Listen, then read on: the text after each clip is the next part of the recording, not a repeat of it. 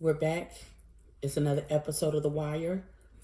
I'm ready. Are you? Let's get into it. Ain't it obvious? I just got the check for depositing. $750 for the sound wave to get it processed. Won't stop till that shit weighing down my pockets. My main thing's to my main thing. She a blossom. When she ease the pain with the brain, she a doctor. She open up, then a thing thicker than the plot gets. Swear that shit is awesome. Sight for the optics. Young nigga on top. Nike's all I'm rocking, so that all they see is checks from where the head to where the socks fit. No logo on the bifocal, flicking old roach tips. Won't even show my face until all the shows book. Need the cash in advance, leave them all social. I'm the guy they chosen. Rise up like the rose and put them on a poster. All the way up in the sky where the stars posted. Sip it on that rose, I put it down on coasters. Stack francs from the waves till I own the ocean. More praises for the sayings, let it all soak in. They like, hey, that shit is flame, bitch, I know I rode. They going tight, dumb. Hey everybody, this is Ebbie with EBBIE Reviews, and this is going to be my retro review of The Wire Season 1, Episode 3. It's called The Buys. Okay, so we're in the low rises, and the crew is waiting for the re-up. One of the Fiend or something comes up to Bodie and says something to Bodie about like where's the dope at, where the dope at, and he's like, you bastard, I done told you 15 times we waiting on the re-up, and he treated Rand real ugly. So D'Angelo says to Bodie, why does it always have to be like that? He's like, listen, the cops don't care about people getting high. They care about the bodies that pile up. It doesn't always have to be super violent. We can do this without it being super violent and causing there to be more bodies around here. That's what the cops are looking for. That's what draws attention. So, and then all of a sudden out of the corner, here comes Bubbles with his hats for the hat game, and Kima is steady taking pictures of who Bubs put the hats on. So, the majors are having a meeting. The lieutenants and the majors are having a meeting about this detail. Well, actually, it's about the incident that happened with Herc, Carver, and Presbalewski at the towers. The in the last episode where they attacked the young man and the Presby got blinded that little boy by pistol whipping him. So Lieutenant Daniels is saying that Presbalewski needs to be on desk duty until the grand jury reconvenes. Now, his father-in-law is in the meeting, and he's like, listen, I'm just trying to give him a new lease on life, a new lieutenant, a clean slate, that type of thing. And so the black major who's in charge, Burrell, asked the I think that was the IAB guy, what do you think is the best thing to do? And he's like, yeah, just put him on administrative leave until all of this blows over. And so most people shake hands, and then there's nothing left but Burrell, Daniels, and Presby's father-in-law, Lieutenant Stanislavski, I think is how you pronounce the name. So Burrell asked Daniels, he's like, so did you know about any of this? And he was like, if I say yes, then I screw up. But if I say no, then I put my men in the jackpot. So do you really want me to answer that question? And so clearly Burrell wants him to answer the question. And he said, I screwed up. That's his answer. So he takes one for the team. The white man, so Lieutenant Stanislavski, who is Presby's father-in-law, tells Daniels, because he took one for the team and because he walked Presby through what to say to IAB on this case, they're going to give him 2 unmarked cars and a surveillance van, and if they need any additional men, all they have to do is ask. So Lieutenant Daniels turns to Presby's father-in-law and says, so that means I have suction with you? And he's like, yes, you do. So Presby's father-in-law leaves, and Burrell says to Daniels, He's like, you did a good one for you for the company. And Daniels is like, fuck the company. I was protecting my men. And he says, if you hadn't done what you did and walked Presbeluski through this whole scene and hung him out to dry, then there would have been a huge problem between the department and City Hall because of his father-in-law. All right. And then Burrell says that Daniel tells Burrell that it's going to take more than these low-level buys. And if they're trying to really get Avon Barksdale, it's going to take more than these low-level buys that they are doing in order to achieve that. Clearly, Burrell doesn't care. He acts like he doesn't hurt it. He said, you got 3 weeks. Give it 3 weeks, get some felony warrants, put some dope on the table, and it'll go away, is what he's saying. So then we go to a press conference where the major lieutenant,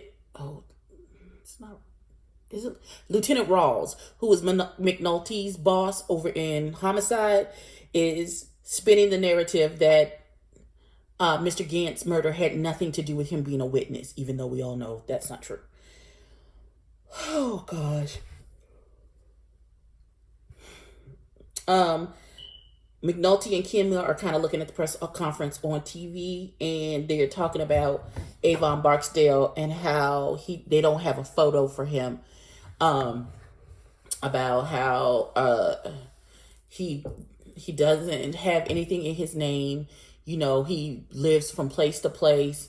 You know, they don't have much information for him. They don't have anything. So, just that he lived in the projects with his mama. And so McNulty gets the bright idea, because he says in every housing department they made a rule, if anybody registered living in a house in the housing project, they have to have a picture of them. And so he sends the 2 older gentlemen down to the housing department to get the picture of Avon. Where'd my notes go? Okay. All right. So we're back in the low rises, and there's still no re-up. Bodie and Wallace are playing checkers with a chess set. D'Angelo comes up to them and he's like, that's not how, he's watching them. He's like, that's not how you play checkers. He's like, we're not playing. He said, he says, that's not how you play chess. He's like, and they're like, we're not playing chess. We're playing checkers. We don't have a checker set. He's like, you can't play checkers on a chessboard. And then he starts to give them a lesson on how chess is played. And he relates all of the pieces on the board to everyone in the drug trade. How the king is his uncle, and then the queen is his right hand, that's the bad bitch, and the castle and the pawns are the soldiers. And he was like, so eventually the pawn gets to be the big dog. And he was like, no, normally the pawn get killed first. And then Bodie says, unless he's a smart pawn. Pin that, hold on to it, because that's like the analogy for this chess game that D'Angelo, it was brilliant. That was some brilliant writing. Now we're back in the office, and they're trying to get a wire on the new guy, but the wires that they got from the property for wherever they get the police property office, I guess, is ancient, and it's huge, and he would get caught if they had that on him. So, the other cop from the homicide department that was sent down with McNulty to this detail is now in Lieutenant Rawls' office, and he is telling everything that's happening in the office. Any and every move that's being made is being reported back to Rawls. He is the snitch, and he's like, I need you to be my eyes and ears, because I don't trust McNulty, and if he pulls some more shit, I need to be able to get ahead of it before he does so. And he promises him, he's like, and just do this, and then when it's over and you get back here, then you are holding one of my markers, because you did me a solid. I don't trust him. Back in the office, Daniels tells McNulty and Kima that Carver and Presby will be back tomorrow, and Herc will be back on Monday. The two old cops come in from the housing office with a picture of an old white man, saying that we went down there, we looked through the files. That is the only picture of under Avon Barksdale's name, under the file for Avon Barksdale. So Avon is so smart that not only he had a juvie record that was expunged, so they don't have pictures from him in any way, shape, or form. He's completely off the grid, which was easier to do back then, not so much right now. So Kima and McNulty are talking about the little bit of information that they know about Avon Barksdale, and it's like, all we know is he liked to eat certain foods, and he used to fight Golden Gloves. And Detective Lester Freeman, who's been sitting in the back corner this whole time, not talking to nobody, like he's just trying to ride it out till he get to his retirement. His ears perk up when he hears Golden Gloves. So he says, he looks at them, he grabs his jacket, and he leaves. We then see him arrive on the street as he's walking up to this building. This boy asks him if he wants some dope. He just looks at him like, motherfucker, I'm not even gonna, okay. So he goes into this building, and it's a boxing gym, and he talks to the owner. Now then we go back to Kima and McNulty. They go to the FBI, and they telling him, and the FBI guy says, who are you after? And he says, Avon Barksdale. And the Fed said, oh, we've never heard of him. And clearly the Fed thinks that he can't be anybody of importance if they've never heard of him. So they asked the guy from the Feds, for a couple body cameras and mics and stuff, because they're sending somebody undercover. He asked him for the name of his supervisor for the paperwork. McNulty says Lieutenant Daniels, and the Fed hesitates for a second before he writes it down. Put a pin in that because we're going to come back to that too. We're back at the low rises, and they finally got the re-up and a line of dope fiends in there serving. This is when we are introduced to possibly the greatest character of this whole series, Omar Little. Omar is sitting in a van with two of his cohorts, and they are watching them go to the stash house, serving people, who does what, who's running what the security look like, blase bloom, blue to blue. So, and Omar's like, this operation is so sloppy. Then we go back to the office. Kima tells McNulty that she's gay. They were just talking about themselves, and McNulty just happened to ask Kima, had she been married before, and that's when she tells him that she's gay. So D'Angelo goes to his uncle club. He goes upstairs because he's going to turn in the money from what they've done in the low rises that day. And he goes in the back towards the money room, and Stringer Bell is there, calculating money. There's people in there running the little money machines, thousands, millions of dollars running through that little office. And he says, where does all the money go? And Stringer Bell looks like, what the no, my nigga, you don't get to ask that many questions. And so Stringer asked him how much money it is, and he's like 22, 24, give or take. And he was like, this is coming out of the low rises? And he was like, yeah. And he's like, we waiting on that new package. He's like, this new package is the same as the old package. We just putting different colored tops on it. He was like, he's like, but that shit is weak. The fiends are already complaining about this shit, but we giving them more of the same shit. And he was like, it's dope. Dope is dope is dope. It's weak. The shit is weak all over the place right now. So, they still gonna chase the high regardless. So,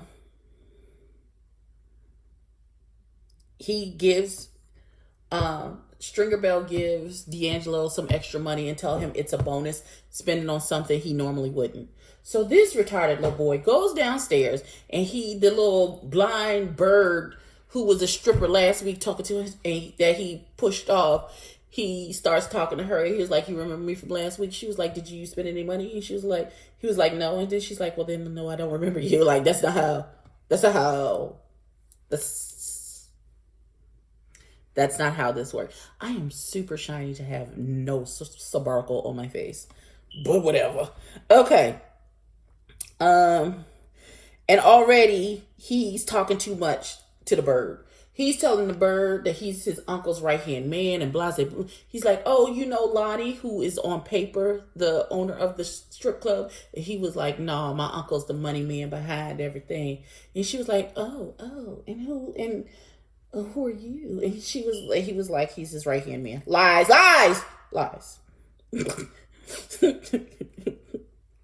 So we then go back to the office. Lester brings in a Golden Globes poster that has a picture of Avon Barksdale on it. Blow, they finally got a picture. So, Detective Sidnor, who they just got, he's the one that he had to get from, because he had Presby. That's the one that he wrangled because Presby ain't shit, and they know that. So he was able to wrangle him into his thing. So he is getting into the role of being a homeless fiend. He said he got on ratty clothes, and then Bubbles comes over to inspect him, and Bubbles reads him from top to bottom. He was like, you could use a little yellow on your teeth. You could use some more stains on your clothes. And he was like, well, is there anything right? He's like, my shoes, as busted as my shoes are. He's like, let me see the bottom of your shoes. He was like, nah, player, that's not what it looks like. He's like, you ain't got no dead soldiers on the bottom of your shoes. And he was like, dead soldiers? He's like, yeah. He's like, a dope fiend can't be in Brooklyn without stepping on the vials that are left over. He was like, you want to know a real dope fiend? Pick up the shoes and look at the bottom of their shoes, and you'll see broken parts of the vial stuck, embedded into their shoes. And then he picks up his shoe to show him. And he was like, damn, I guess not. So we're back at the low rises. Bubbles and the young cop are making buys all over the place. And so they go and stand next to the van that Kima's in, and they pretend like they're smoking, having a conversation with Kima through the window. And it was like, listen, nobody of importance touches any money. Nobody of importance brings me any drugs. We done bought from every crew out here. Y'all done took all the pictures. Let's call it a day. Back in the office, Daniel comes in and says the major wants them to get warrants and do search and seizures on Wednesday. Everybody knows that is gonna fuck the case up because they haven't done enough to get search and seizures, and they're not gonna. That's like they changed the stash house. So even if we put the address on here for the search and seizure, by the time we get out there, they be done change the stash house and won't nothing be there. But no, they gotta follow what the majors say. So McNulty says, listen, I'm not gonna participate with y'all fucking up this case. And he leaves. He shows up at the state's attorney's house, and he asks her how to clone a beeper. And he says all these drug dealers are working around with cell phones, but this crew, all of them have beepers, and we trying to figure out how can you clone a beeper. And then she gives him this big stack of information to read, and she's like, you have to prove exhaustive other efforts before a judge will sign off on you cloning a beeper, because whatever you get from the beeper, it could be a whole range of anything that you get from the beeper. And so she's like, is that all you came for? And he was like, yeah, what you mean? And she's like, for real? And he looks at her, he looks at him, and they start kissing.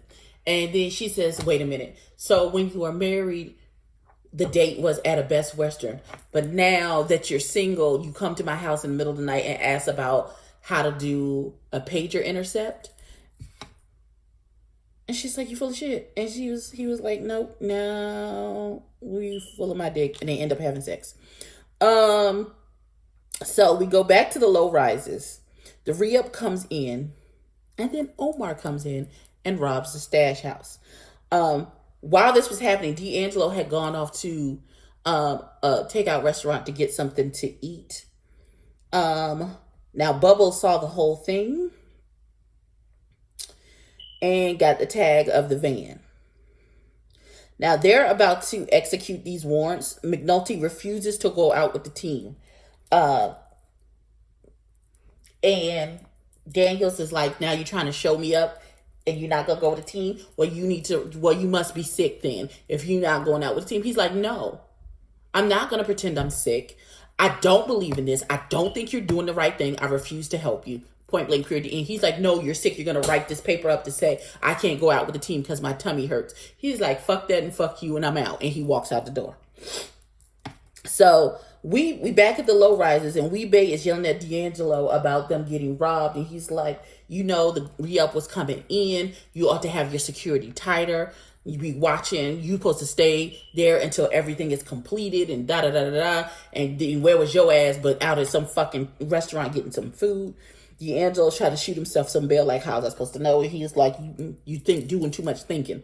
And before they could finish the conversation, the cops show up to raid the stash house. So they serve the warrant. They go in the house. There's nothing there. And because Bodie says, it doesn't matter because I changed the stash house yesterday. So it's nothing. They can look whatever they want. So, of course, the cops is pushing everybody up against the wall and blah, blah, blah, blah, blah.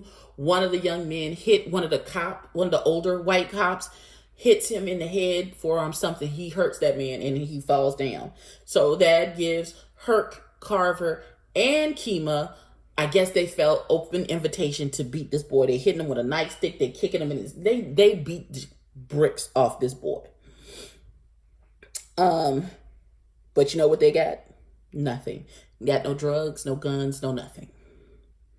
So McNulty meets with the feds in the parking lot, and the fed tells him, I didn't want to tell you in front of your girl because I know she works in narcotics with Lieutenant Daniels, but Lieutenant Daniels is dirty. And he was like, how you know? He's like, the cops came to the feds and said, can you please investigate Daniels?